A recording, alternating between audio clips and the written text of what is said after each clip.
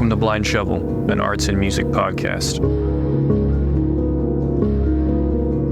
Today I speak to sculptor Alfred Rosenbluth. Enjoy. Alfred Rosenbluth.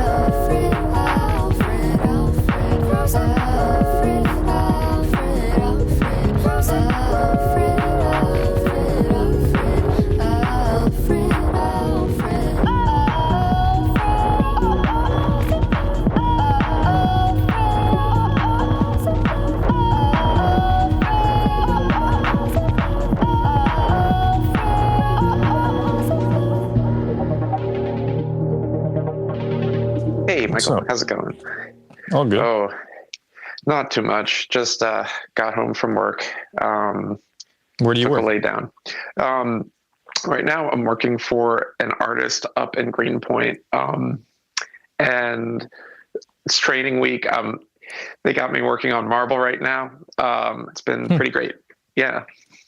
So you live in, I think you lived in Philly. Yeah, that was the thing. I was living in Philly since 2019. I'm from the area originally. I was actually in New York for 8 years, but I moved back after, actually just before the pandemic. And only a couple weeks ago did I find out I was going to be moving back for this job. And yeah, I literally moved back here last Sunday. Really? Yeah. So you're from the Philadelphia area? Yeah. But you've lived in New York, or you did live in New York for quite some time? Yeah. And so how long were you back in Philadelphia? I was back there from about 2019 to last week. Gotcha. Yeah. Yeah, I went to school there. I always thought I had a confusing identity as an art cool. location. That's interesting. Yeah. Yeah, there's definitely a very local to the Philadelphia art scene. I wasn't really involved with it when I got involved with actual art making. So I think I took it for granted. There was some I would go out into the city. I would see more music shows in high school, but I wasn't really doing art in town. But I have a lot of friends that have been doing it there for a while. That's interesting. What's your take on it?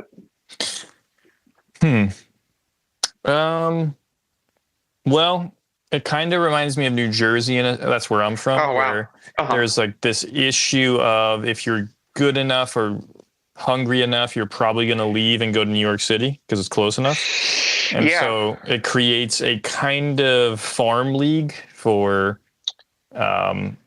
where the actual careers are built or money is made. And that can often deplete it of people who were fostered there, etc. But I mean, I could be wrong. I went to college there, so. Interesting. New York and Philadelphia are so close. I mean, since the end of lockdown, I've been part of this one collective gallery called Practice Gallery in Philadelphia. And it's a rotating cast of artists who put together shows for it's a curatorial project. And so there's a rotating lineup of artists that are members there, and there's a whole slew that actually went to New York. So in the last round, and I'd recently joined, and I guess I've sort of joined their ranks, the ranks of those that have left. Yeah. Where was that again? Oh, this is Practice Gallery. It's Practice. It's located in this really great complex. You must know Vox Populi. Yeah. It sounds like Vox Populi, but isn't Vox Populi? It isn't. It's one floor down. It's in the same building. Yeah. Going back to your initial comment about this contrast between Philadelphia and New York gallery or art scenes. I mean, Philadelphia is much, much more community oriented in the sense that, this is owing to the fact that it's a much smaller city. And I never really make the comparison between Philadelphia and New York. I feel like the two are often compared, and there's really no base of comparison. Philadelphia is very like American city in a lot of respects, and New York is very international. However, as you know, there's a close relationship between the two because it's a very short commute between the two cities. But that said, going back to my comment about Philadelphia being more of a community, I mean, there are community aspects to like the New York gallery scene as well, or like the New York fine arts scene. They're just more subgroups, I would say. And my experience has been, which in Philadelphia is that pretty much everybody knows everybody, which is a really great thing. It's almost you go out and like you inevitably run into your friends at any gallery opening. And I don't know, I kind of miss it having, there are many reasons for my leaving, but in the past couple of months, after COVID, it become a really sweet place of belonging for me. And yeah, there is something to that can't really be replicated. But in terms of blue chip, I mean, I don't even, in terms of like the larger art scene, there are, I think Philly in the past has gotten a reputation for maybe not having such a great art scene, but I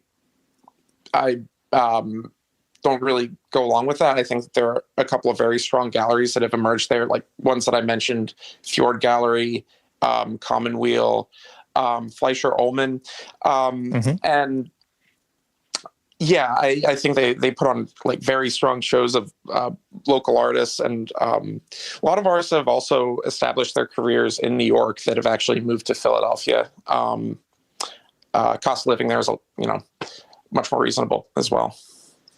Yeah, I mean, I loved Space 1026 in its original building. I don't know if you know that one, but that was more what I was interested in, these kind of collective screen printer, dirty people worlds. Yeah. And that fit Philadelphia very well. Yeah, definitely. And because that's just like what I was interested in college. And it's the first city I ever went to, so I feel like you don't. Wow. You don't judge it. I came out of a suburb of New Jersey and then I moved to Oakland. So like really not that different and like kind of grimy neighborhoods. But totally. Do you, are you concerned or are you focused on the career aspect of being a fine artist? Was that a concern in your 20s? I don't know how old you are, but is that a thing that this move to New York is trying to remedy in some ways? Well, in my 20s, I was really focused on my career as a gallery artist. And so my background is actually kind of in Slavic studies. I didn't go to school for art initially. So what kind of studies? Oh, Slavic studies. Slavic. Yeah. So I was like a Russian major in college, and then I had a discovery that I wanted to make art, and so I did all I could to go to an MFA program, which is what landed me in New York originally. And then my trajectory was I worked for Jeff Koons for a little bit, and then I actually I went back to school to redevelop my skills in Russian and worked as a medical interpreter for a little bit. So there's a kind of like interdisciplinarity to my career trajectory. I wound up getting training as a writer while I was back at school. So I picked up freelance writing during COVID. I've been working on covering like art shows and like doing Russian tutoring. So now I'm kind of pulling together a lot of these different avenues I've kind of developed over the past couple of years. So I'm coming back to New York with a different set of skill sets and identity.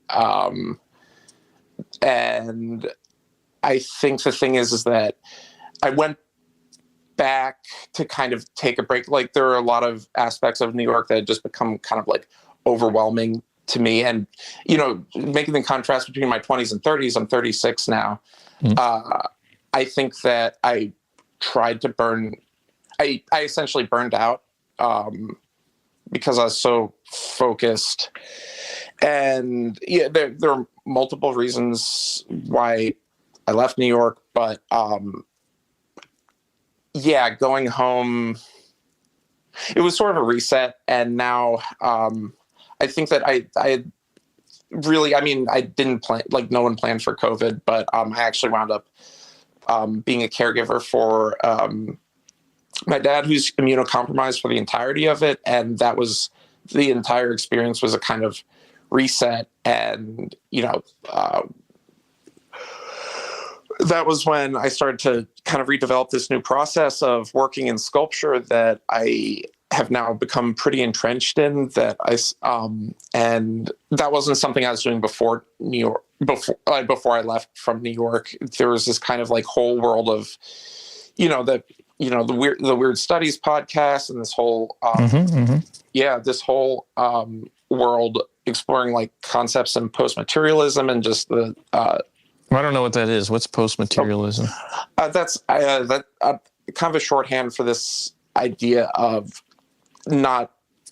I think it's like in the domain of discourse that Weird Studies belongs within. Kind of looking at claims of, post-materialism. Like a strictly empirical view of the world. Yeah, just kind of that would be a great way of putting it. Okay. Yeah. I mean, this is where we met, right? Weird Studies. And I mean, I don't know of any other. I guess I haven't been looking, but are there things that are similar to Weird Studies that you found? To me, I mean, podcasts became such a source of like community and intellectual stimulation over the COVID. I did pick up. Well, I was exposed to other authors. Like a lot of my work has been influenced by, podcasters like Connor Habib. And are you familiar with them? Yeah. Yeah, he's great. I think honestly, it's via Duncan Trussell, then Weird Studies, yes. if I can remember. Yeah, yep. Him too. I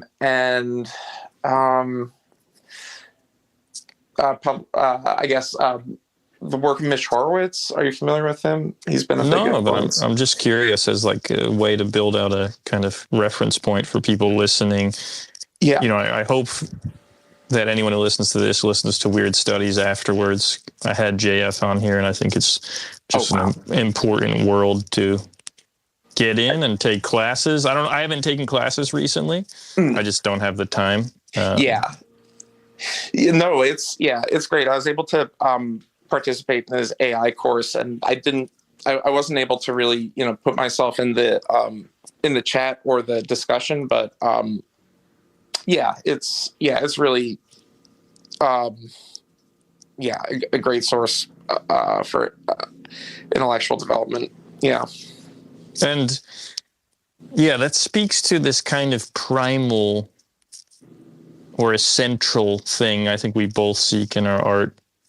Definitely. I don't know how to describe it, but it's like oblique symbols, the things that signify some kind of distant spiritual clarity, but they're not traditional or historic in a sense. I mean, for me, that comes from a place of, I just think these symbols are like scattered and lost.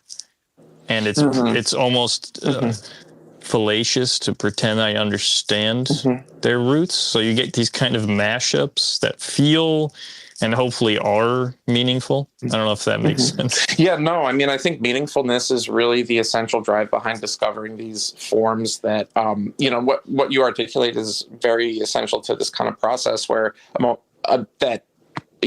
own studio practice of finding these forms.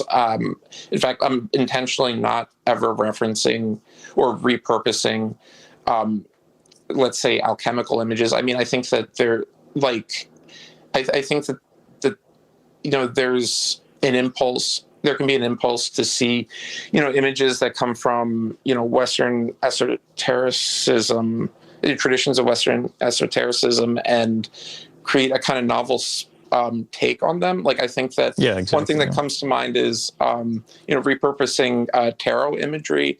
Sure. And that's great. And I think for me, I think the kind of, it's not even that I resist. I don't even.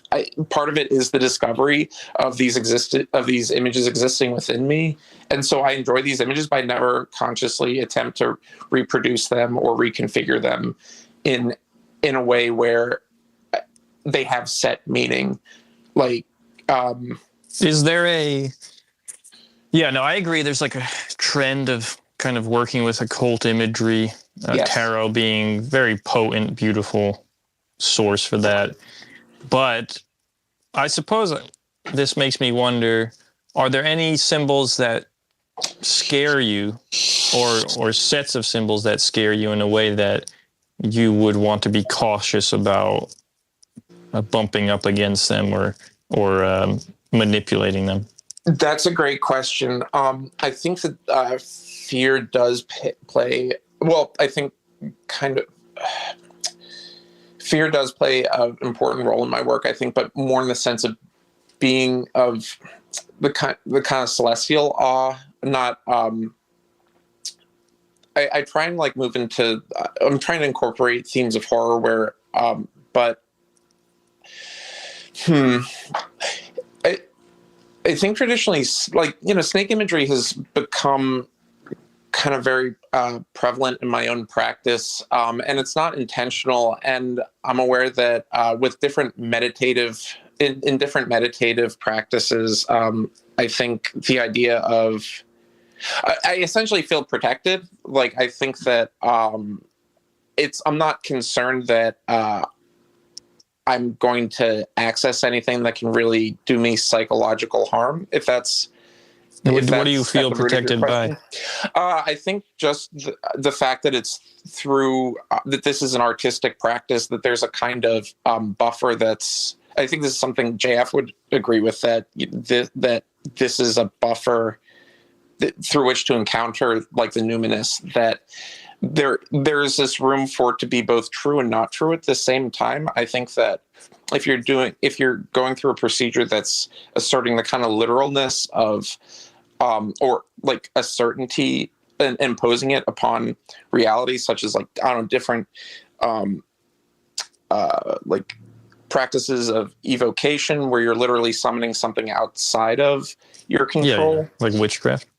Yeah, I would say so.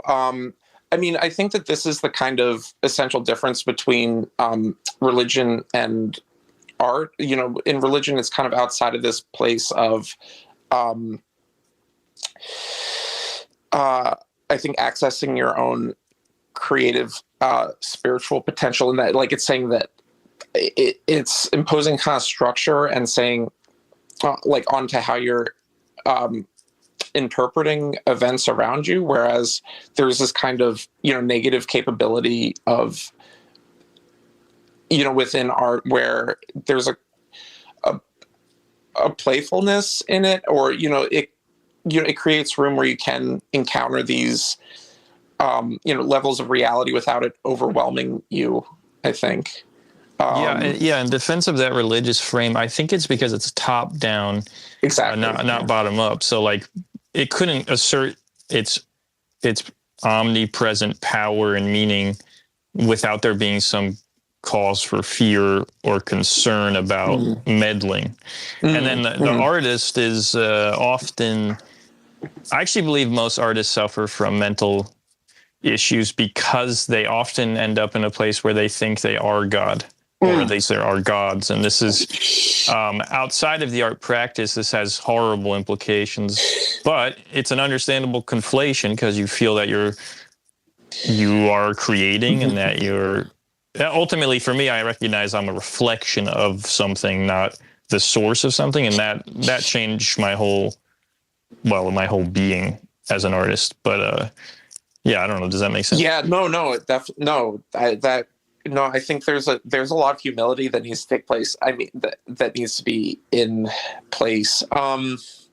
Especially if your practice is really focused on kind of exploring the extent to which spiritual realities do have a kind of claim on, do have a degree of reality claim. I think that what you're saying about megalomania that develops in artists, I mean, part of what I think was really difficult for me to deal with over a pandemic is, I mean, first of all, I mean, art is an inherently social thing. This is something that, not like having it be seen, not just having it be seen, but also being in active dialogue with other humans about your work has been an incredibly, had a really ameliorative effect on the kind of, it's the kind of thing that drives like my work. So I think that there's this hermetic kind of quality to my work that became a little overwhelming, like working in isolation over the pandemic. And it's been greatly like alleviated by interaction, like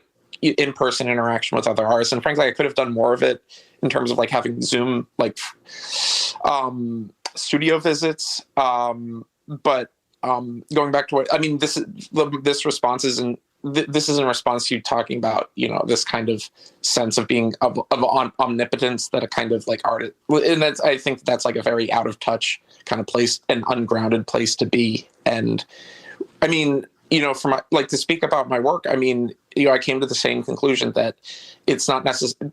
In fact, this is exactly what my practice is kind of exploring, the fact that it's not me, but that it's, something going through me, that I'm a kind of channel for that. And that, I think that that's why I'm not really interested in trying to replicate images from, that I've seen before, because that's a very conscious, act on my part that, Alfred is thinking like, oh, well, this, I mean, there's also potential for that. I mean, it's a way of filtering in new, a new vocabulary. I mean, I think there's a lot of value to that as well. Does it matter to you what comes, like, let's say you were hypothetically channeling something. Right. Does it matter what that thing is? I mean, because I look back at my work in my 20s, it has a different energy, but I was a different person, and I was thinking about different things, and there was a darker, I don't know, like I wonder now what I was channeling, because I used to have a very naive kind of blanket way of viewing the muse simply as inspiration. But now I have more of like some strange cosmic battle type view of spirits, and I wonder now what exactly I was channeling and what it was doing to me, and vice versa. So there's a sense that now that it's more of like a legion, instead of engaging with one beneficent entity, there might be more of you think you're actually getting more out into unknown territory where there are more uncertain influences. I think I'm just recognizing the uncertainty, whereas before there was a kind of naivete about, because I really do feel like there's artists or someone like Crowley or something that are meddling in shit that's like to their own admission, like this is dark stuff. Definitely. and it would be ridiculous to assert that there's no repercussion to that. And then I think there's artists who are channeling much more beautiful values, and sometimes they radiate that themselves, which is obvious if you play with these forces, like there's going to be repercussions outside the art, I think. I completely agree. Yeah. I think going back to this question of whether I feel protected or not, I think that, it's because a lot of my training is rooted more into the intuitive sense of my own body. This is really where I, first began to become accustomed to my capacity for non-ordinary experience, that, my training's in figurative art. And, this was a way this consisted of, figure modeling classes where, you just draw from life, draw from the model. And there's this kind of intuitive mechanism that I developed through the act of this kind of merging with the model, like within this safe space. I mean, I think, again, there's a kind of this boundarylessness that I think, many artists are have to contend with, within their psyche. This has a safe, like, this has a safe expression within, the creative act. I found that it had this perfect channel through being able to reach the other, but through this kind of apparatus in my own body. And, I found that, I was constructing a figure through a kind of invisible, bodily, an embodied practice of, looking for where the model would be in my own body. And that's where my decision making would take place. And I wasn't really aware of what I was actually doing at the time. And, this has been an extension of my practice where the figure, has always been a kind of proxy, like a psychic proxy, or just an expression of an interior self that isn't apparent, that feels more true to myself, a more just essential sense of self, I think. And I think that it's connected to being protected in the sense that it's always sort of started with me. I've never tried to go outside of myself. When I feel like I'm going outside of myself, that's when, I think I can gauge that it's time to reel myself back in. And so if I understand correctly, you're saying you feel protected enough to express through yourself. Does that make sense? Yeah. In a way that you wouldn't normally, obviously, in a given day in social life or at a mundane job.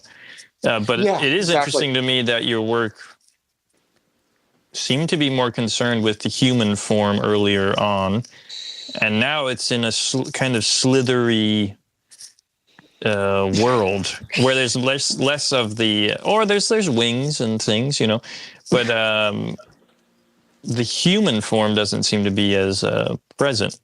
It's something I've been considering coming back to, because I'm sort of at that point where I think I've explored this territory to a satisfactory degree. Well, not that I want to go away from it, but I think the territory that I have gotten into, that you rightly named as slithery and winged, is, it's a kind of endpoint of this process of kind of going inwards, but also outside of maybe not outside of myself, but I think that it kind of brought me out of flow with this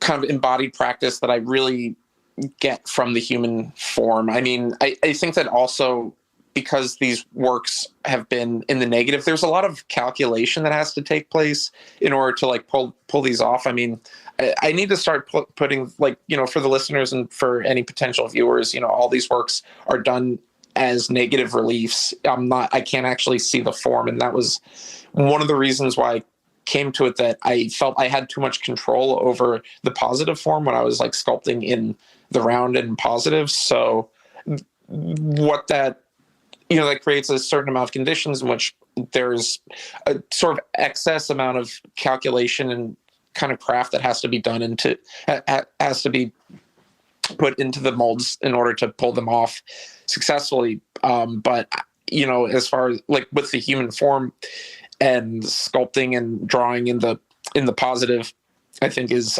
something I kind of want to go back to. But so you at a certain point, you like the mediation of the mold, which kind of is a buffer between you and direct intent. Is that correct? Or there's a process that sits between it. Well, the mold itself is the work, Well, I noticed in the mold you sent to me, it really was strange to me, in the sense that I saw a strange frog-like creature in the mold. But when I only saw the negative, I didn't see him at all. Exactly. Do you show the mold? That's the one mold I've shown others. And they've all had the same response. So they were like, "Oh, look, you've made a frog." But was that intentional, or that's a byproduct? Completely unintentional. That's just pareidolia, I think. But I mean, I think it's very. I appreciate it very much that it has this kind of. Yeah, it still does have somewhat of a face, but yeah, it's that kind of upside down triangle that registers as a frog face. But I think figuring out how to Yeah, I mean, because the piece itself is really the mold. I mean, that's part of what I really kind of gotten out of this practice. That at no point is there really a sculpture that I've like. It's. I mean, of course, I've made it. You know, it's simply a casting of all of the labor that I put into this mold, and that whole process. You know, it's invisible. You know, it's not. It's not in the final like display, or it's not in the final. Yeah. So yeah, figuring out ways to. I think to present the mold. Wondering whether, you know, I think maybe photographing it. I mean, I do document it, but I don't know how. I like how architectural the mold is. It feels like I don't know why, it just reminds me of being inside of the ancient city. Yeah, the definitely. Walls and the That's one reason why I took those. That's definitely one reason why I took those angles. If it's Teresa of Avila's interior castle is something that I've has been like an inspiration to me, and kind of like lovingly referred to it as an interior castle. Yeah. Yeah, I mean, so am I mistaken in thinking that you don't cast multiples, right?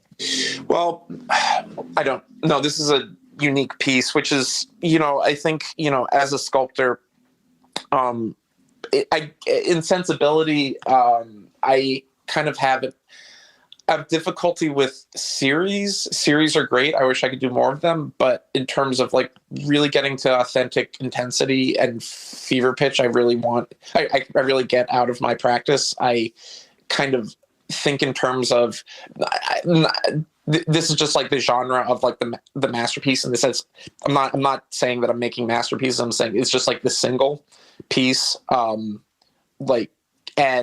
so that's a roundabout way of answering. Yes, this is the original, but part of it is that you can only pull it off in one cast because it's such a fragile mold.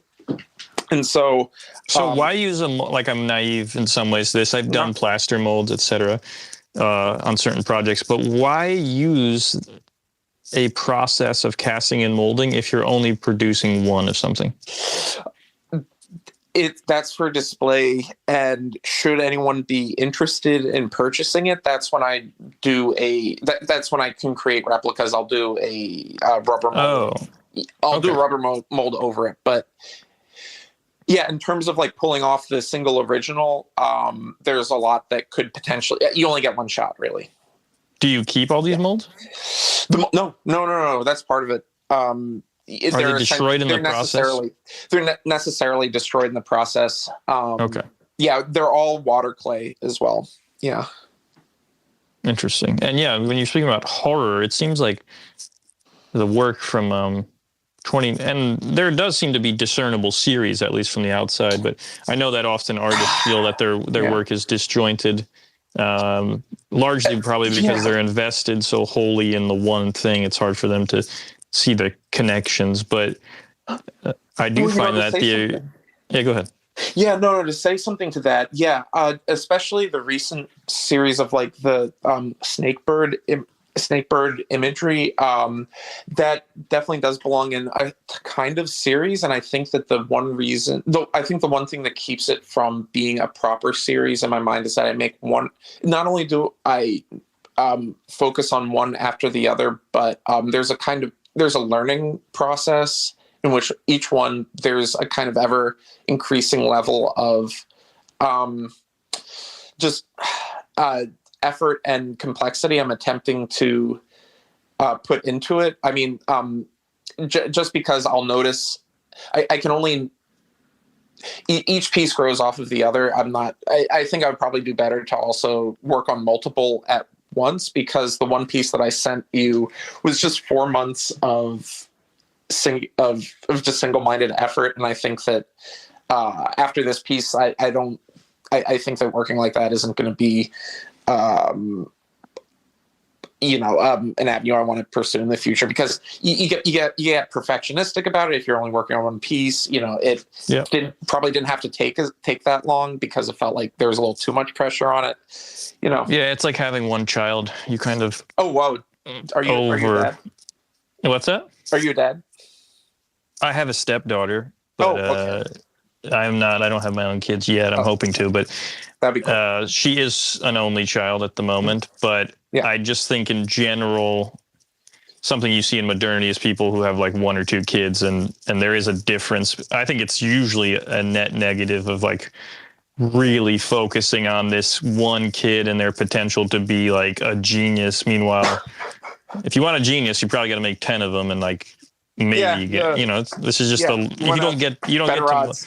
It's again this egoic aspect of the creative mind that like, oh, we're gonna make this one kid a genius on sheer willpower, and this is not how things work. And I think I definitely relate when I work on books. I often have two, and then I'm probably doing something commercial at the same time. And actually the commercial thing often feeds into that work in a good way, because commercial things make me do stuff I don't want to do. And doing what you want to do is a very constraining methodology typically. I couldn't agree more. I think when you're forced to do something you don't necessarily, that you don't want to do, it creates this value on your own time. Yeah, and also I'm kind of curious where Koons plays into this. Were you casting or were you finishing? I actually have a friend who's like the head of sculpture for the past decade, I think, over there that I went to art school with. Jaina? No, Tyler. He was Tyler Held? Yeah. Oh, cool. Yeah, he's awesome. Yeah, he's great. Yeah. No, I mean, I was in the sanding department there, and how does Koons play into it? It was just very monotonous. Well, yeah, it probably builds a lot of work ethic, no? I can imagine that setting. Yeah.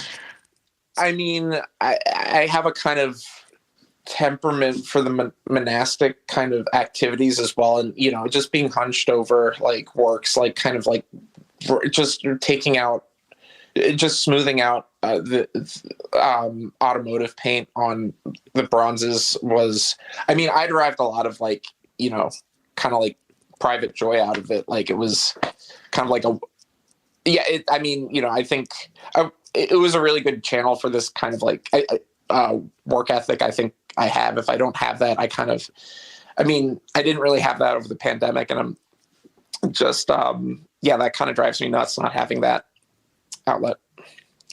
Yeah. No, I'm just curious because obviously you don't produce work in that vein, that kind of super polished commercial, like pop culture way. But it's always interesting to me, like how work plays into someone's art making practice. So you said you're currently working for an artist in New York?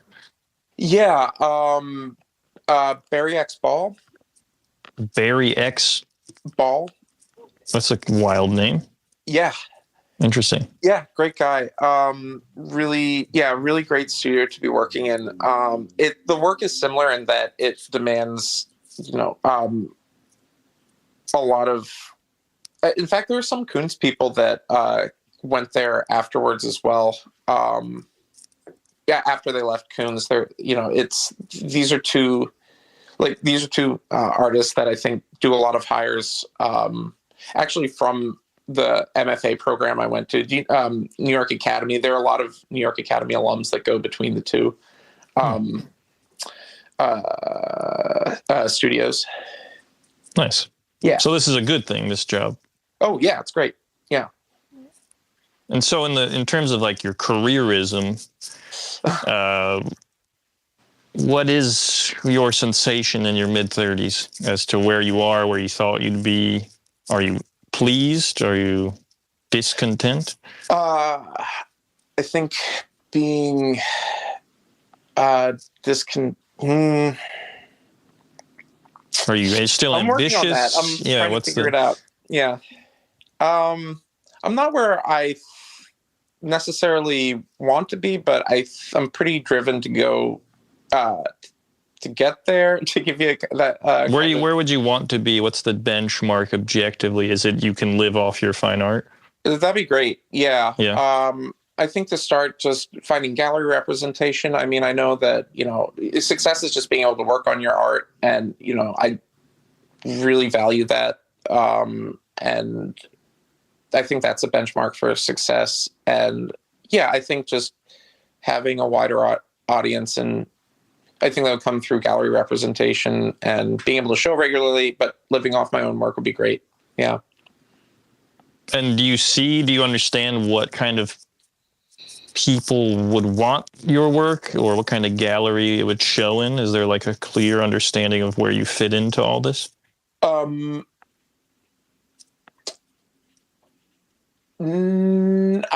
no.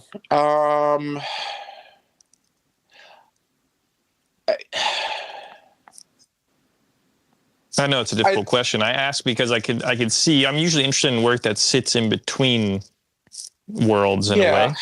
And go ahead. Yeah, no, I don't think that I make anything that's, I mean, I think there are a lot of artists that do have like major gallery representation that don't necessarily make work to be a part of that, like to be custom fitted for a kind of like art world aesthetic, and there are plenty that do. And I think it's a matter of just finding the right place. There aren't any galleries I know of that would show my work in New York, but I just got back here, and I haven't had really any time to kind of like focus on my own career with my own work. I think, it's just been kind of like getting into, like, I've just been focused on getting focused on this like kind of new routine. No, it's understandable. And I just view your work as, in a sense, torn from an ancient, non-existent structure, ornamentation on a kind of it's a kind temple interior culture. Yeah.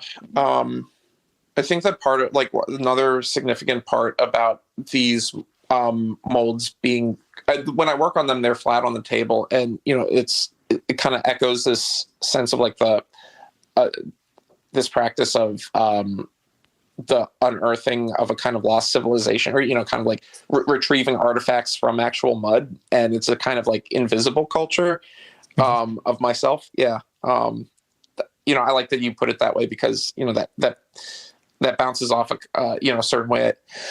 I think of these, and and like they are referencing. I mean, they are inspired by like the aesthetics of antiquity. But there is this this sense of the ancient and transhuman that I think I'm looking for.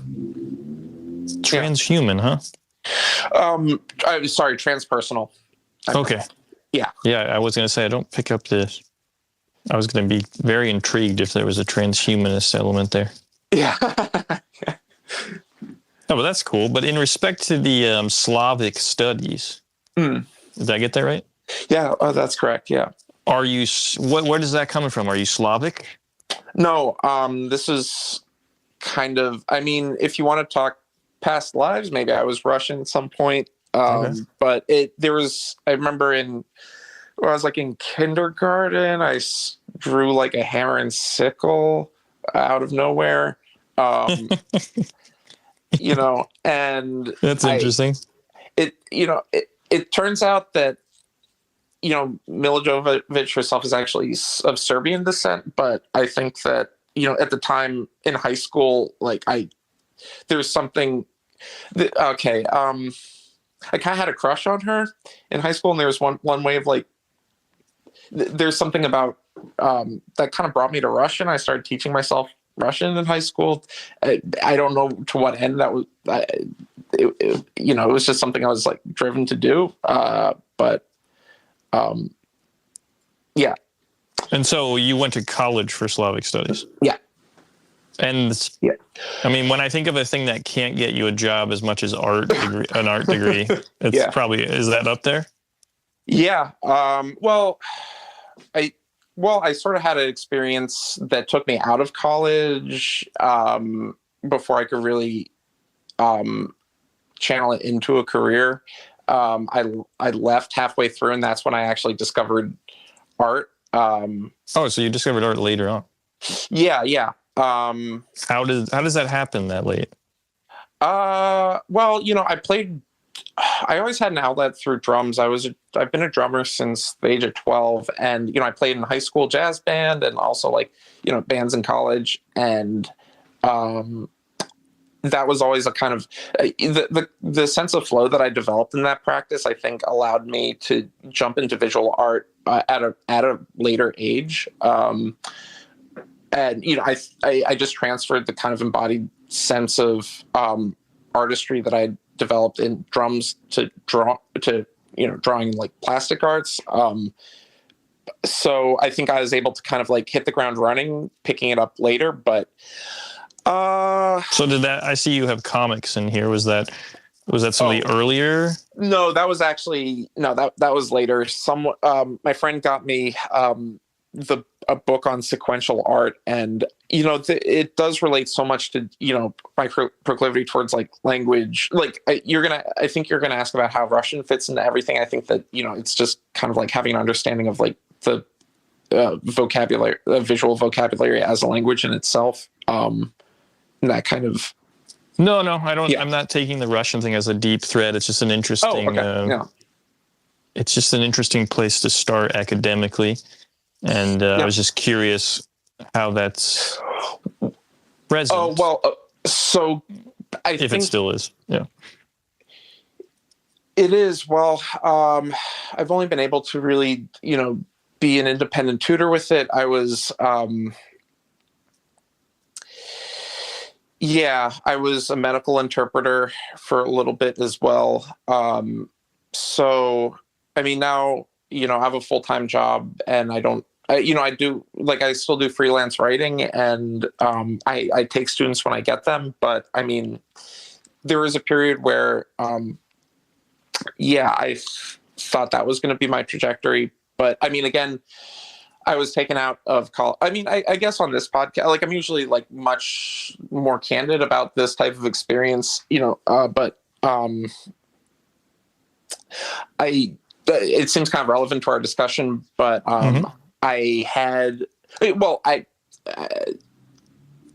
people have these like experiences when they do. I did mushrooms, and that kind of hit a reset button on me. I had kind of, I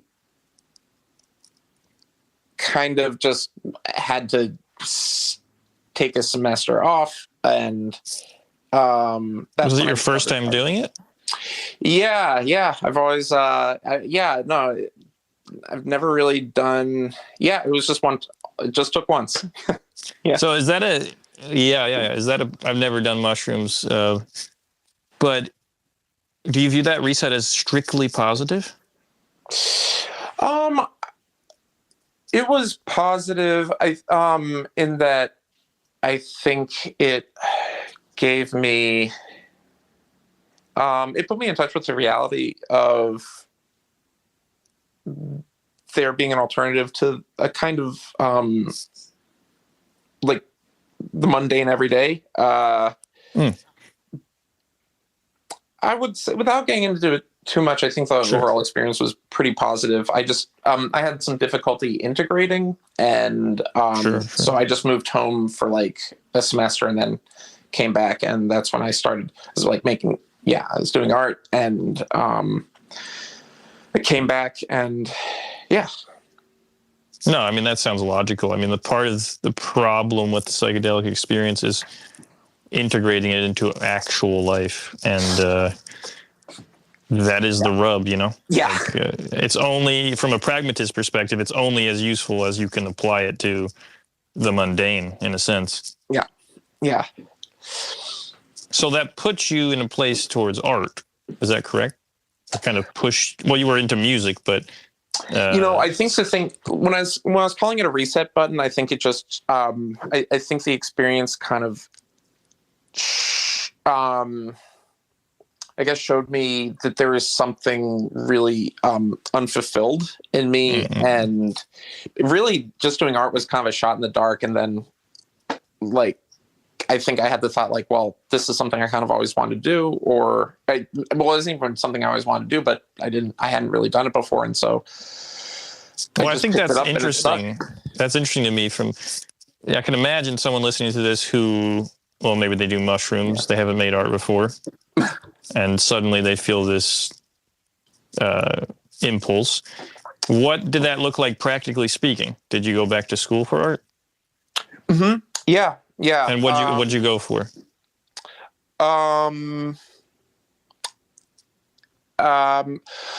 Well, to sort of make up for lost time, I actually wound up going to Florence Academy for a little bit, and while I was there, I applied to MFA program. Well, just like wanted to go to New York Academy, and so I applied there. And actually, with work I did at Pennsylvania Academy of Fine Arts when I was at home for that break, I was able to kind of. Great. And anyone listening to this who's affiliated with these schools, I'm like, or just like anyone else, I'm sorry. I hope they don't I don't know whether they want to be associated with me or not, with this whole story I'm telling. But no, that's a fine story. There's nothing wrong with it. Yeah. PFA is very traditional from what I recall. They very focused on their painting program is very refined and traditional. Am I getting that wrong? Am I mixing it up with another Philly school? Apparently it's changed. No, I mean PAFA is the place that you would go for traditional figurative art. Yeah. I heard that it's changed a little bit, but yeah, that's. So what was your experience of art school as someone who, all right. So as someone, people who draw, tend to get into this earlier because it's something that a young kid can do that can get gratification from peers. So I find that drawers have certain hangups and they have a very specific journey often, and it starts young. And that can be very limiting to the kind of conceptual depth their work has because they're kind of fetishizing this technical component. But I'm just curious, and I'm saying this because art school can often ruin what I feel are natural drawers because they're kind of used to this playful stage, and then they get thrown into academia and it's very uninspiring. But for you, coming from your position, was art school refreshing? And what does that feel like? Yeah, I thought that's a great question. Yeah. For me, I think that for the type of MFA program I was in, it's just a 2-year program, and it starts off with classes that I think that a lot of BFAs would have gone through, just basic figure drawing classes. And for me, not having had that background, I thought it was perfect for the level of development that I was at, to sort of supplement, gaps in my education. And I didn't find it oppressive at all. It was exactly what I went for because, I think the benefit of, figurative art is that there's an objective measure of whether you're getting what observation correct or not. And, there are a lot of issues to go into body representation, but there's a matrix. There's just a set matrix that you can gauge, your sense of what you're drawing with something objective, or this is just drawing from life in general, but just these sort of traditional skills. And I thought that for me, that was extremely useful to kind of get behind what it was I was, what I was actually doing. I suspect you needed something grounding after an experience like that too. Life drawing is very grounding in many ways, although that's never what I was seeking from it. So unfortunately, I don't think I derived that too much from life drawing, but I still miss the days of that practice. I think it's very it's interesting. there, It's true.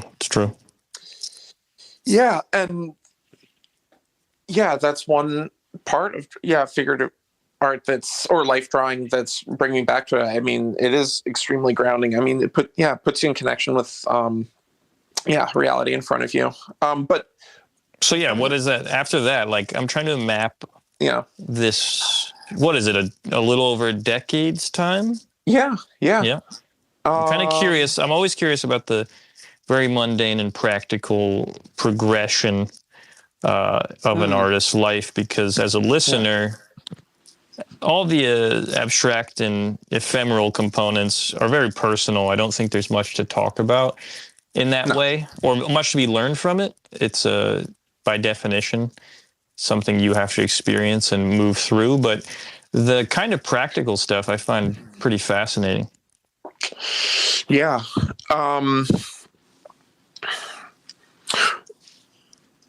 Is this with respect to just my technical? No, I'm actually genuinely curious. Like, are you working shitty jobs? Are you immediately working a studio job? Did you have to? Yeah. What's that look like? Oh, yeah. Well, I had the good fortune of, having a home that I could go to during the pandemic. So there was a period where I was, just kind of taking care of my dad, living rent free. Right now, I was at Starbucks before. I was. You were at Starbucks. What was that like? It was okay. I would have preferred to have been like an artist studio. Okay, fair enough. It was it was a customer service job. It was a bit draining for me, to be honest. There's a lot of I think being able to work in not in solitude, but just be able, like, I think that, like, with art studio jobs or artist studio jobs, you can kind of have, like, moments of, like, recharging and being able to sort of go within and and also, like, have your coworkers that kind of, like, bring you out, and, like, there's a kind of nice rhythm that can be developed there. So that wasn't really something that, like, Starbucks could give you. Well, yeah, the reason I don't even ask it from like I ask it quite seriously in the sense that I think some people like art jobs while they're making art, and some people like jobs that have nothing to do with art. So there's a kind of separation between these things, and you never kind of know where. I don't think there's much to be learned at Starbucks. That's one thing. I think of, like, James Rosenquist, who painted billboards, and that is obviously seen in his work. But yeah, I was wondering if there was any wonderful insights from working Starbucks, but it's a fairly mechanical. No, I think that job. Well, there's a lot of it's fairly mechanical, but I think that there's a lot of buildup that can take place, in that kind of environment that I think would be really useful. Like a lot of frustration. Sure. Not that it was entirely negative, but I think that I think artists that don't have a chance to really, shitty day jobs, that can create a lot of frustration for anybody. But I think that if you have an art practice, that can be really acute. And I think for me, if I could go back to the garage and make work after that, it would be a really great outlet for a lot of, pent up,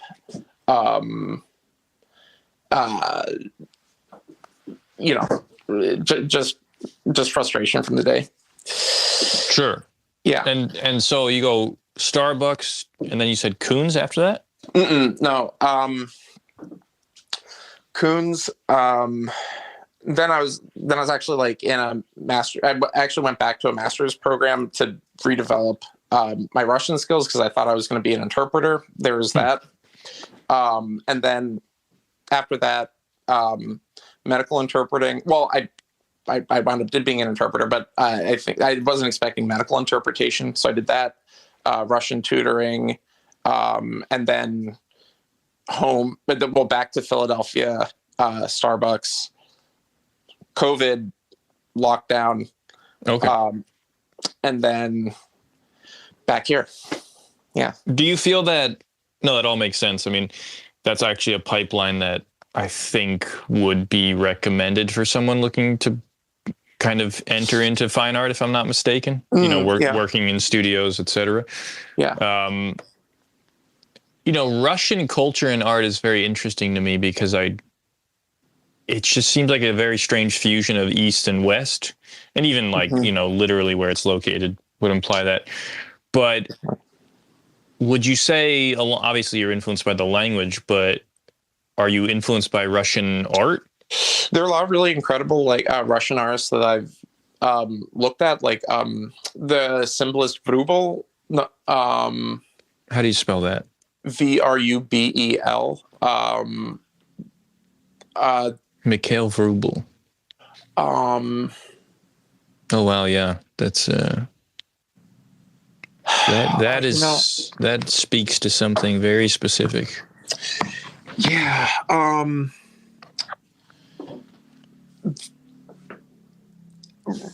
Honestly, there are what I've been mostly influenced by in terms of like Russian artistry are there are a couple of like absurdist writers from the early 20th century. One of whom is Daniil Harms, who is a former children's book author who just wound up writing these just like really absurd skazki. Skazki being like little tales. And there's a kind of sensibility there that has always like really resonated with me. I tried to get like a kind of like playful awkwardness that, again, going back to like figurative art, like, you can only really be expressed through that. But in terms of like Russian art historic moments, like I've studied like constructivism in early 20th century, like architecture.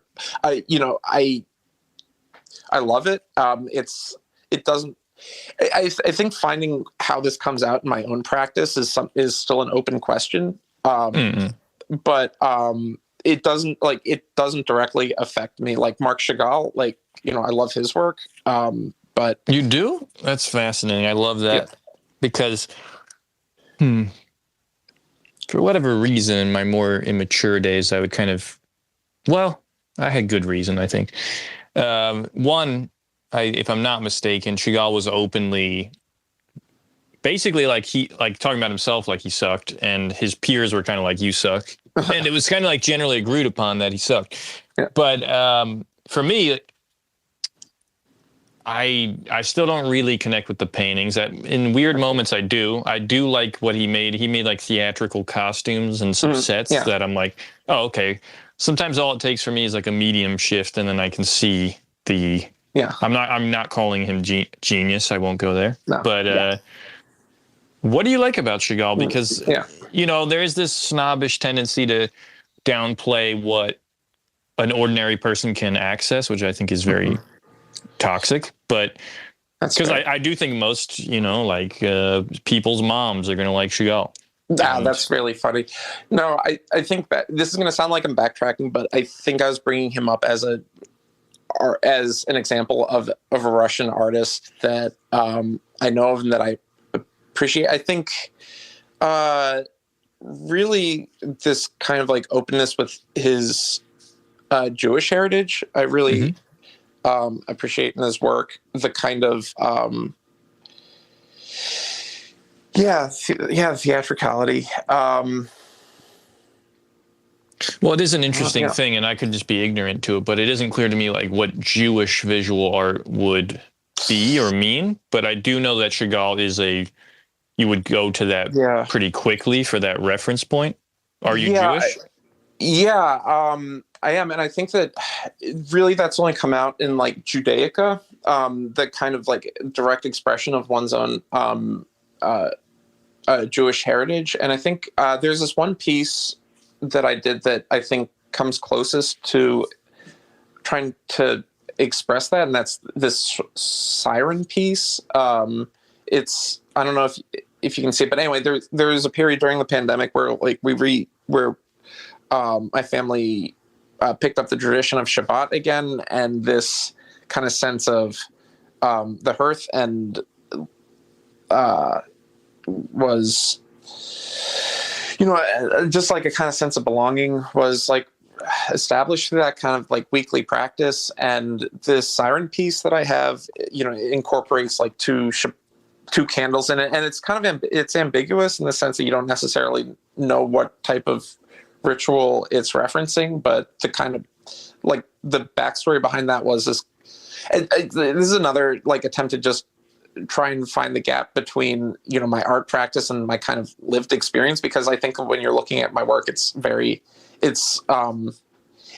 seems divorced from like any sense.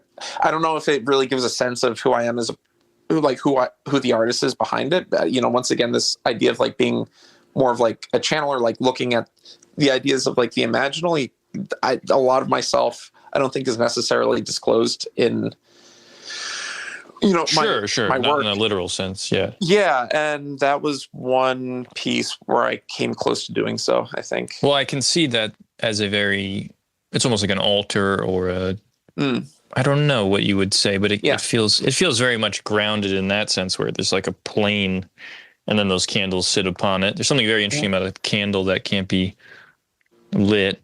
But yeah, I would say it's an act of aggression to overly exert one's identity in the mundane sense in their work, or to completely obliterate it into a neutrality. But I think you can tell something about you from the work, certainly. Yeah. I think there has to be a concerted effort, maybe one for commercial reasons you would completely obfuscate or completely commodify certain aspects of your identity in a kind of ham-fisted way. But it's part of why I don't really like autobiographical work. It's actually the kind of comics I hate the most. Interesting. And then in the 90s, that was because it's already autobiographical. When work is good, it's autobiographical. When it's bad, it's not. But to engage in this kind of, maybe I'm just kind of like, that's not how I connect to people. And No, I think it's a really important distinction you're making. I mean, as soon as I said that, that I'm not really disclosing. I mean, I am disclosing myself in my work. I think that I was making a distinction between, I think that there are artists that can be very like they use themselves, their physicality. I mean, part of what can't be done else, like a lot of my body parts do make it into the piece. What do you mean? Like my fingers. Like I think there's a great thing about this process. I saw that. I did see some fingers in here. Yeah.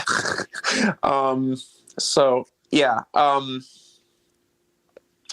in terms of being directly, explicitly autobiographical, I think that that's something about it. It is, it was just something I could never do, but I acknowledge that, there is something about myself I'm saying, in my practice. Oh, yeah. I mean, I think, it's hard to remember when you're inside of it, but there's an infinite amount of choices one can make. And at the end of the day, when you step back, you're usually making like literally 3 decisions. In a weird sense, like, I'm working with this medium. I have this vernacular, which is very limited. And I think editing is an important part of it too. So I edit these things in and out, but there's probably more variables, but I just think, again, when you're engrossed in the process, it's hard to know, but then you step back and it's so restrained. It's almost like you don't want to face the restraint of the process or the limits of one's own. Are you talking ability to make? Talking about in general, or yes. Yeah. Any artist, I think, is like far more restrained than they think. You're really speaking to something that's been okay. So you're saying, working into your own process, it restrain you hit a place of restraint. Yeah. Or maybe constraint in the sense of, it's part of the horrifying thing is like, you look at filmmakers and the first film they make is the Rosetta Stone to their entire life. And then they're just refining that thing. This is something I really resonate. I mean, I have this belief that, like a lot of artists, they'll have it's basically working on, one intuition and, just, I feel myself to have like had one, I think I'm working on just kind of one idea in different iterations, definitely. But it's not a literal idea that could be stated in a sentence, correct? No.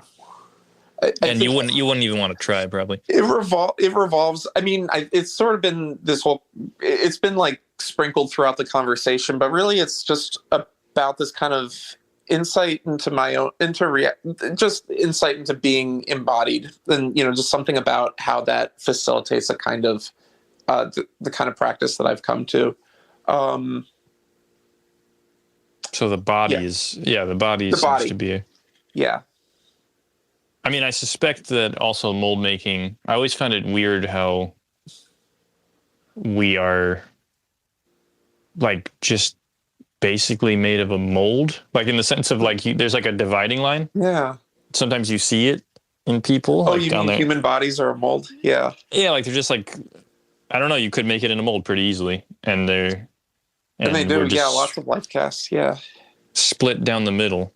So there's something very, I don't know, not human, because I think all things somehow embody this weird symmetry, which I see in your older work too. Even the comics seem to be seeking this symmetry. Balancing out. Yeah. Yeah, I think David Altmead, he's a sculptor I've spoken with, and he'll say that there's something about that symmetry is something that implies a sacred. And in terms of finding like a balance, there are in terms of being embodied, the symmetry itself is a grounding principle, I think. But yeah, as far as what I first thought of when you went into this idea of the human body as a mold, I was thinking about how as humans we're kind of enveloped by our conditions, and that it's not that it's outside. The question of like outside and inside is something that I think a lot about with my own practice, and in general. When you're just thinking about nature of consciousness and how there's something like Connor Abib would say about us being like addresses for for a legion of forces that constitute our embodied selves. And in terms of us being molds, I see us as like enveloped by these forces that we aren't. This is something that I think lockdown really drove home, that like we are not like meant to be isolated. Like we are not. No. We're composed of more than ourselves. Well, than what we think ourselves to be. Yeah. Again, only a period of time like completely hypnotized by empiricism and materialism would think otherwise. It's such an obvious truth. Yes. The artist might seek it out of comfort that they could live hermetically or divorced from human relationships, but ultimately, again, I think this is a part of the artist's suffering that I don't think was always present, but it is now. Is this kind of it's a horror. Yeah. To be, and I suppose your work probably is getting at this, the kind of horror of that encapsulation or embodiment. But the horror of having a body, yeah. If you feel that way, there's some pretty fun things about it. But I do think it's. I think most traditions, even in Christianity, it's like you must die in the flesh. Not that it's like. It's weird. It's a weird relationship because it also is the vessel. It's the temple. So the body is just a very strange, loaded topic. It is, representation. I'm thinking about at what point, there's this kind of myth of the isolated artist and what conditions that emerged from, because it's this idea of art as an actual commodity or practice, because until like until recent times, the activity of art wasn't actually art. And there's actually this really great book I want to recommend to you. It's called Metamorphosis of the Gods. And it's this great art history book that speaks to this topic of how, a lot of the, we're talking about antiquity and, inspiration from archaic forms that, at the time that those were being made, it was being made in conditions that weren't our own, where there's this idea of like the isolated genius and like, sequestered away, like, creating, masterpieces. It's it was a much more communal activity. It was a way of engaging with others, which I think it still can be. And it ought to be. It's, how to connect with others through a really authentic part of yourself. And, that's definitely, I think, like, there are artists like, Henry Darger, who, I admire, but that I could never be, that never needed their work to be seen by others. And I think that there was a period where I was kind of conflicted about wanting to have my work be seen, but now I fully embrace it, and I think it's I think it's a healthy desire to acknowledge and to have. So I would agree. The caveat being, at least in my perspective, make sure you only care about the opinions of people you respect. Oh, I completely agree. I think that, and in addition to that, I would say I think that I'm also comfortable admitting this because I don't think that I'm influenced by the algorithm. I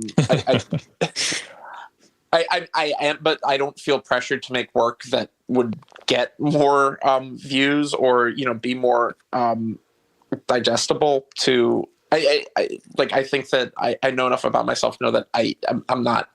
I'm strong-headed enough about my what I want my practice to be to know that what I want and don't want from it. And absolutely. Yeah. I think that I'd only make that clarification for a younger generation that I keep forgetting we're on a podcast. It's super important. Yeah. Well, we are when we aren't, but I just think, speaking for our listenership,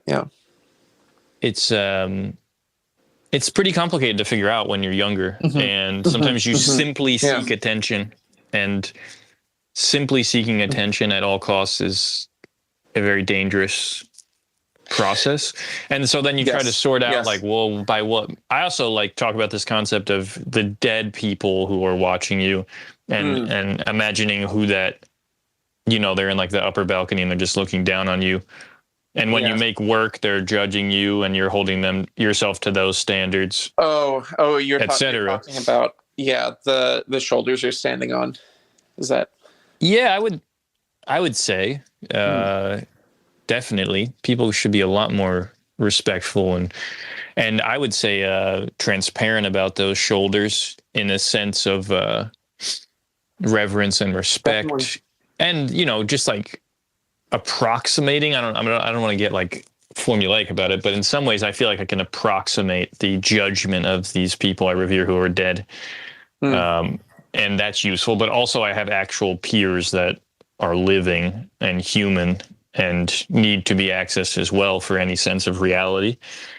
And this is, I don't know, this gets you through periods when you're not going to be relevant or trendy because you're unsexy or you believe things that aren't particularly commodifiable at the moment, etc. So essentially, you're talking about not building your foundations on, everything is, everything passes, but to, be certain of, building your foundations on, on steady values that aren't based on the whims of the kind of like public opinion. Yeah, to use, I don't know if you know Bishop Fulton Sheen, he's like this Christian dude of the past, but he's just like so theatrical, and he has this very interesting quote: "Whoever marries the spirit of this age will find himself a widower in the next." And I find that he's obviously speaking from the Christian perspective, but I think that's also true of the aesthetic, from the aesthetic integrity perspective, that if you kind of keep twirling around trying to find the trend, instead of just digging that hole for 60 years and maybe you become relevant, I think you won't even come close to making work that lasts. It's this kind of, this wisdom of, how this kind of ethical dimension of art, that, how you compose yourself in the studio, it has this through line to, composing yourself in life, in the sense that, when you try and please everybody, you wind up pleasing nobody. And I think that's, that's a reflection of that. Nobody, I suppose, including oneself. Yeah. Yes. Or the gods, or whatever the... You do a disservice to everyone, and that's where it gets like that. Sounds like a call to isolation in a certain sense, not in a physical sense, and it is. I think ultimately it's a lonely path spiritually. I guess I believe all spiritual paths are lonely, but that does not mean a kind of misanthropist view. I mean that in the sense of I don't know if you can articulate it better than I. No, but I mean that's the kind of paradox of having this a studio practice which necessitates isolation. I mean, besides shouldering the financial burden of having a studio mate also functions as a kind of lifeline to humanity while you're kind of traversing. This is why one really effective practice has been, and one thing I actually kind of like missed from being in New York, is drawing on the subway trains, because there's this perfect counterpoint of movement and being able to inhabit this interior space, but still being in the company of others and being able to actually draw from them. That was a really essential part of like developing in my own drawing practice. But there's also something interesting about New York in the sense of like you're simultaneously seen and irrelevant or invisible. There's this weird, again, it's a critical mass of people. This was something, you reach a critical mass at one point where you become, like psychosomatically anonymous, like that, everyone's so, like daily life here is much more taxing, and there are just so many more people, and there's a kind of transience to it that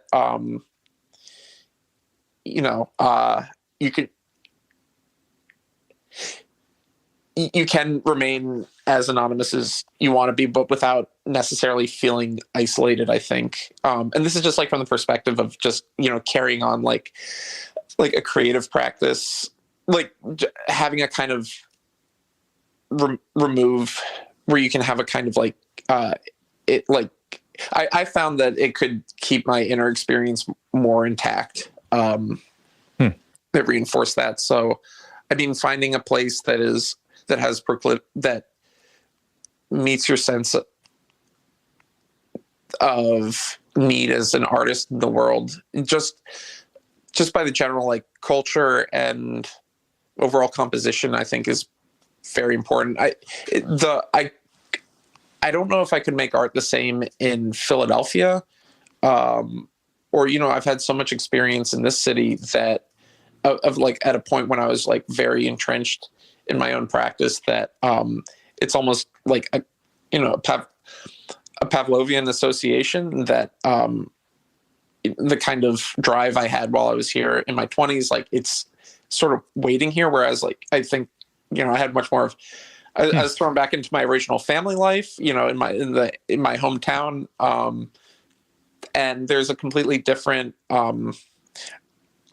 genius loci of the city. There's a kind of, if you want to talk, if you want to talk about like the spirit of place, that the two are have two very different feels. I got off a little bit though when we were talking about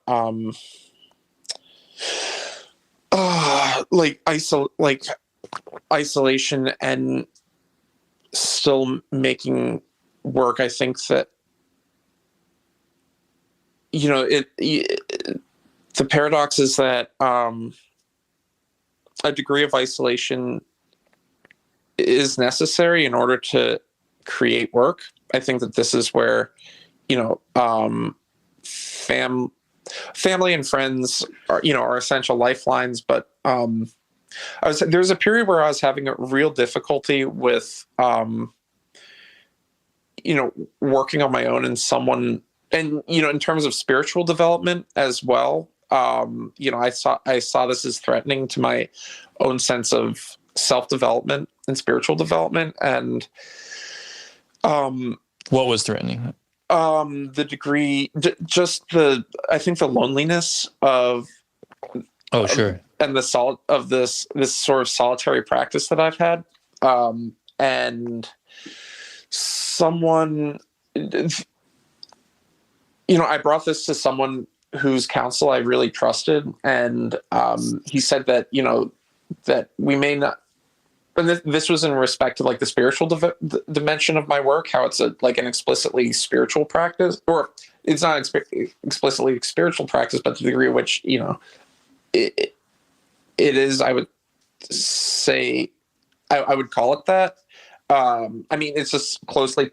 I think I do what I can to make it closely tied to my own spiritual development as a person, not just an artist. And when the two are at odds, I think that it's something that makes it very difficult to complete work. And it was in this case that I felt that the degree to which that I felt isolated from others, it put me through this period of questioning whether or not this is something I really can do, because I think that real spiritual, actual development, spiritual development can only be tested with how much of a better person it makes you. And if you're constantly removing yourself from the conditions where that can be seen, which would be, just among others, before I got this job, are you familiar with Camp Hill School? No. It's just like an outgrowth of anthroposophical philosophy. Yeah, Rudolf Steiner. Is it Steiner related? It's a Steiner school. It's not like Waldorf schools are, but it's for adolescents with special needs. And and there was a period where before I got this job, I was applying to one. I think that I was a little late, but it was in terms of how much spiritual development became, a relevant focus of mine, that it was something that it's not that I considered giving up art for or my current practice, but this is a roundabout way of coming back to this idea of isolation and having not isolation, but just studio practice. But I see it as a analysis of the problem of the isolated studio practice, which is inevitable, and what I experienced when I was making comics only, and that I decided I had to step away from for a long period of life to actually become a human. But I also in that period stopped conflating making art with spiritual practice, which is complicated, but I just thought I was being convenient ultimately. and decided, oh, I actually need like a literal practice of either the religious or spiritual nature, and then there's art making, and then there's life, and there's all these things that you have to balance in modernity in a sometimes inconvenient way that is hard to face. But yes, you have to keep eating right and being kind and good to people and having a spiritual practice and also make the art. And this is inconvenient. Yeah. You know, I always try to remind people, like, the level of production most artists have today, I think, is much higher and frenzied and distracted than the past, only because we're afforded the time to do so, and which I think in the past a lot of people had a lot of real shit to deal with at least in the 20th century. And you'll look at their life and it's riddled with disease and war, and like they made paintings when they could within those moments. And I think that should give people a little bit of a respite, you know? Yeah. And the conditions that you didn't have content creators then. That definitely was not something that was, no.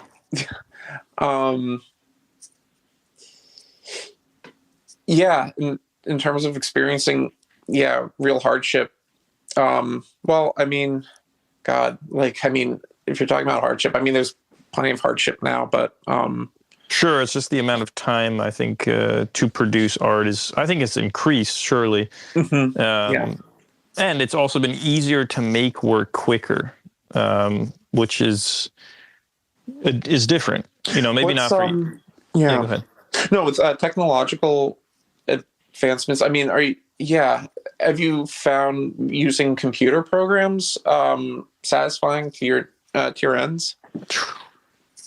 Damn, that's very complex for me. Because ultimately I like multiples. I like the end product is a comic or a print, and it kind of became inevitable that I engaged more with drawing on a tablet. But AI has made me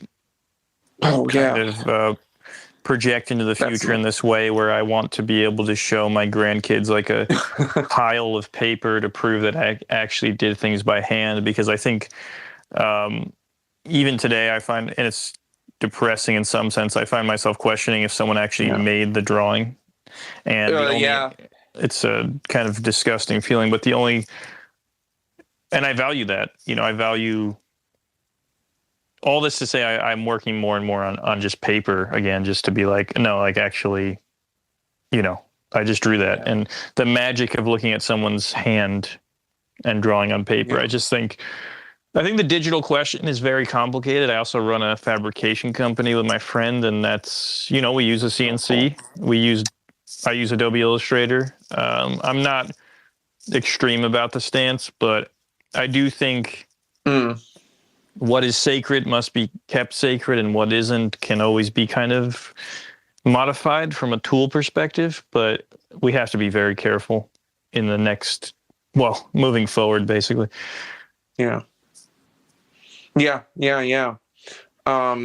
Preserving the analog.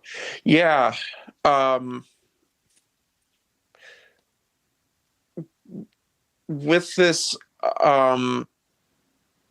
do you feel that, so there's a period where you did feel this kind of pull towards not what is, it wasn't like a sense of like this pull towards like the increasing velocity at which you need to produce work, but you're now going back to the pen, like pen and paper. Yeah. I mean, I value efficiency. I'm a pretty practical person, and I do a lot of different jobs, and I like to see the fruits of my labor. And I also like fear death in a way that is, I think, somewhat healthy. And I'm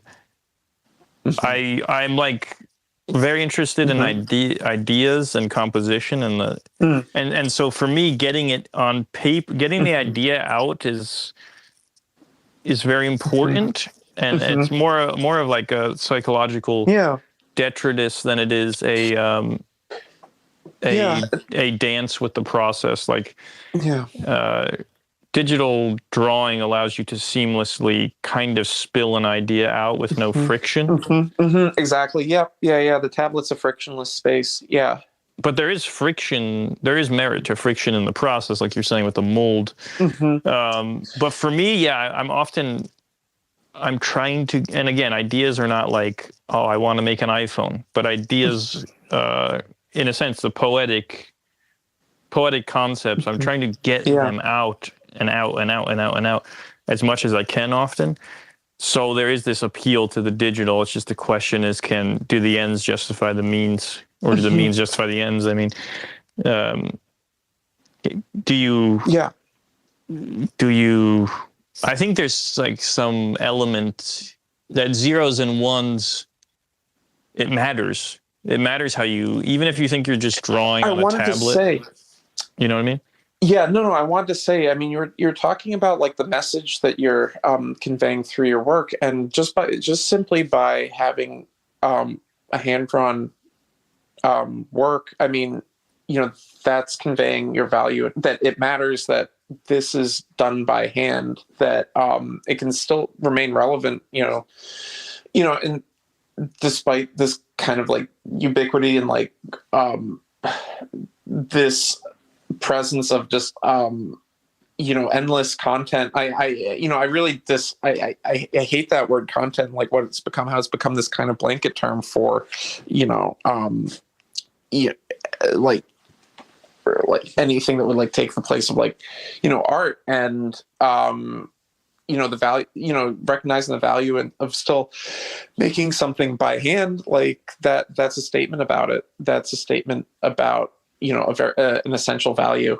Well, I think content is great in the sense that it conveys the emptiness of the pursuit, because it's stripped of everything else. It's just it's the little thing in the middle, the content. I find it appropriate as a descriptor of what is produced. But no, I completely understand the frustration with the pursuit and etc. Of course, this ties into attention span of viewers and how they process and digest art. But this is a quite complex idea, and I must eat real food as this is necessary, as we were saying. Yeah, having a body, requires. Yeah, I have a body. Maintenance. Yeah. Despite being a disembodied voice, I have to do all those things. Yeah. But very good talking to you. We should hang out one day. This has been great, Mike. Yeah, thanks a lot. I really appreciate the conversation. Music by Dory Bavarsky and Mingja Chen. Next up, we have Jesse Moynihan. Enjoy your week. Alfred Rosenbluth.